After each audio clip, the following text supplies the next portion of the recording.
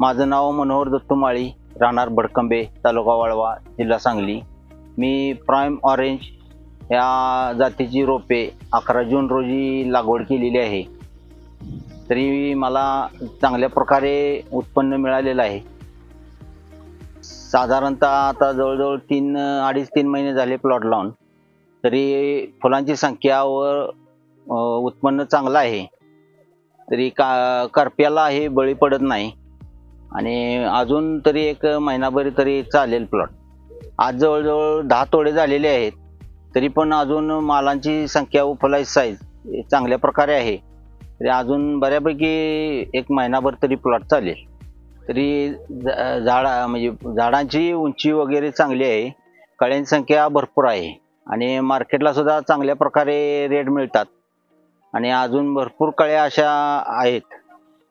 तरी शेतकरी बांधवांनी या जातीची रोपे लावून आपल्या उत्पन्नामध्ये वाढ करून घ्यावी। धन्यवाद।